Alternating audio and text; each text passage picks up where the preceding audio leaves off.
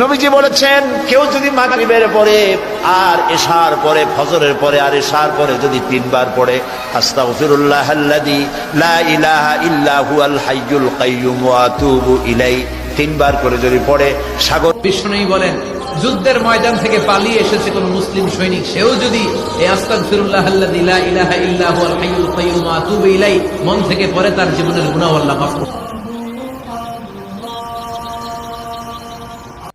তবে তাদের জন্য একটা সুসংবাদ, সেটা হলো আল্লাহ পাক তার এই সমস্ত গুনাহ মাফ করে দিবেন যদি মৃত্যুর আগে খালি একবার বলতে পারে আস্তাগফিরুল্লাহ আল্লাযী লা ইলাহা ইল্লা হুয়াল হাইয়ুল কাইয়্যুম ওয়া আতুবু ইলাইহি।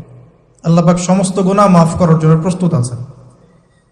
চিন্তা করেন, আজকে রাতে শুয়ে চিন্তা করবেন যে আপনি পৃথিবীতে নাই, আপনি ডেড, আপনি মারা গেছেন। এবার চিন্তা করে দেখেন, আপনার পরিবার, আপনার সমাজ, এই বিশ্ব, এই রাষ্ট্র, এগুলোর কোনো কিছু যায় আসে?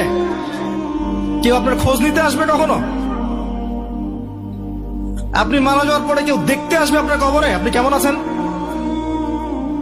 কাদের পিছনে জীবনটা নষ্ট করছেন? কিসের পিছনে জীবন নষ্ট করছেন?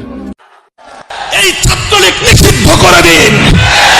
যারা আমার মায়ের বুক খালি করবে, তারা এদেশের শিক্ষাঙ্গনগুলোকে কসাইখানায় পরিণত করবে।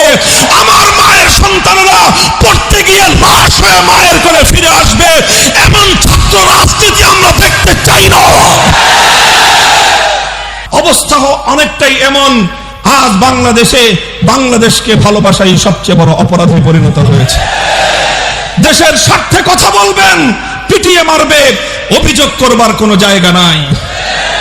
সংগ্রামী সাথী ও বন্ধুগণ, আমার কথা হলো এভাবেই অন্যায়, অবিচার, জুলুম, শোষণ, দুর্নীতি, জনগণের সম্পদ লুণ্ঠন, ফিরিস্তি কয়টার দিব? কয়টার কথা বলবো?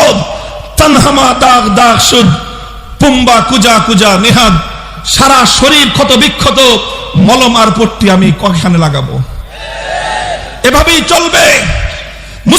মুসলমানদের জনপদ, মুসলমানদের দেশ যতদিন পর্যন্ত কোরআন সুন্নাহ খেলাফতের রাশেদার শাসনের দিকে ফিরে না যাবে, গণতন্ত্র দিয়ে মুক্তি আসবে না, সমাজতন্ত্র দিয়ে জনগণের অধিকার প্রতিষ্ঠা হবে না, কোন তন্ত্র মন্ত্র জাতির মুক্তি আনতে পারবে না।